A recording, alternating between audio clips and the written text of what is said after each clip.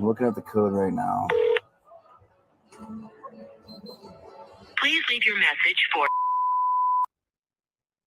Jacobs with Boise. I just have a question in reference to stalking and the repeated aspect of the code. Wondering if it would count if the first contact was in, say, Arizona, and the second contact was here. Look at Grayson give him the evil eye. She's like, you better make this happen. She's taking notes. She's checking Christina's TikTok right now. Okay, so this is kind of what it says, just so you guys know. If a person engages in a course of conduct that seriously alarms, annoys, or harasses the victim, and is such as would cause a reasonable person substantially emotional distress, or engages in course of conduct such as would cause a reasonable person to be in fear of death or physical injury, or in fear of the death or physical injury of a family or household member. No. So the part check. Yep, check. Checked them out. No, none of that is true, Lauren. Yep. Cause a reasonable person to be in fear of death or physical. You're not a reasonable person. So first of all, you have eliminated yourself. Because you have to be, he said, a reasonable person. Neither of these women are reasonable people. They've proven to be unreasonable and irrational. Injury, or in fear of the death or physical injury of a family or household member. No. So you fear the death or injury of you or a household member? Oh my God. The part on check. No. We saw it go down. That's not true. Lady. The part I'm worried about is the course of conduct means separate course of conduct. Mm-hmm. So they after they do the main part, they do definitions. So in here it says, as used in this section, course of conduct means repeated acts of non-consensual contact involving the victim or a family or household member of the victims, provided, however, that constitutionally protected activities is not included within the meaning of this definition. According to the Constitution, they could do all the things they did, just like Lauren, you can do all the things you do and get on your channel and say stuff and make money off the victims of tragic crimes and then talk shit about them. Another part that we have to kind of worry about is, are they going to consider, well, I guarantee they would consider the photographing, the videoing, they consider that as constitutionally protected. Damn it. She's like, God damn it. The Constitution keeps getting in our way. So it just kind of depends, like, why did they get kicked out of the courtroom? Well, they didn't get, sorry. Oh, you just got caught in your lie. Even Grayson, even Gray Bay. That's right. That's how I know there's still hope for her. Because she's like, no, they didn't get kicked. Her initial reaction is like, they didn't get kicked. And then Lauren's like, oh, sorry. I might have embellished that. Like I embellish everything. That's what you said. You said they got kicked out. That the bailiff, they had to kick them out. That's what you said. You're lying. And Gray Bay right away was like, they didn't get you. She's like, well, I mean, let's listen to that again. Having the videoing, we consider that as constitutionally protected. So it just kind of depends, like, why did they get kicked out of the courtroom?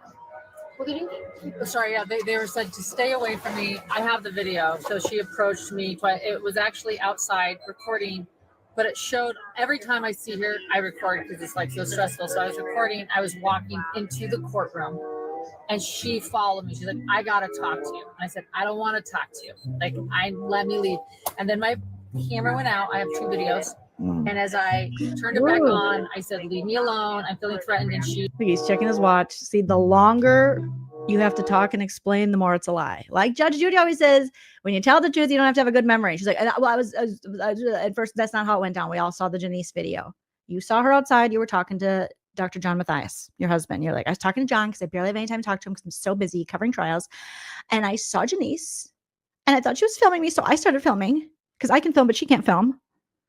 And I'll have to call you back because for my protection. And then you were the first person to talk to Janice. You're like, are you filming me? Don't film me. And she was like, what?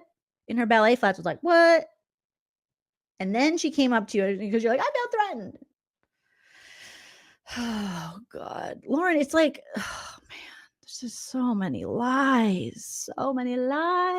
He came at me. Came at you, girl. You were walking into the same courtroom. We didn't even ever see any proof that she was necessarily recording you. But we did see proof of you making contact with her verbally and engaging in a conversation. And then when she came back to engage in said conversation, you were like, stop it, you're threatening me. Just like you did with Christina when you were sending those novel texts, those long ass texts over and over. And then you'd block her. And then you were like, it's so weird that she's replying to me through email. Yeah, because you kept texting her and then you did the douchebag thing and would block her and then text her and then block her. So yeah, she's going to respond. Like, let me leave. And then my camera went out. I have 2 videos. And as I turned it back. How'd your camera go out? What happened? Did you stop recording? Or did it just, your phone just stopped working? What does that even mean? Back on, I said, leave me alone. I'm feeling threatened. And she came at me. And as I was in the courtroom. Oh my God. She came at me. The way she says things make them mean something they shouldn't. Make them more than they are. She came at me like a beast in a fury. She was like, hey, you, get your damn hands off her. Have you ever seen Back to the Future? Okay, when Biff, is in the car and it's supposed to be Marty, but ends up being Biff. And George McFly opens the door and they have this plan for him to save Lorraine. But Marty's not there. It's Biff. And he goes, hey, you, get your damn hands off her. And he's like, oh, it's Biff. That's what she did. She biffed me. And came into the door and I was like, leave me alone. There's also no recording in the courthouse on this TikTok bullying campaign. They're filming her. They're filming me in the courthouse, putting my voice on TikTok, calling me a jackass. I'm like, not joking. I'm just like, stay away. She's bringing up everything. She's throwing everything about the kids. And then they put my voice on TikTok, call me a jackass. Well, you are a jackass. You're acting like a jackass. This is jackass behavior. That is the nicest thing they could call you. And hilarious.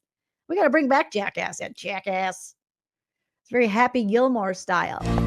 You will not make this putt, you jackass.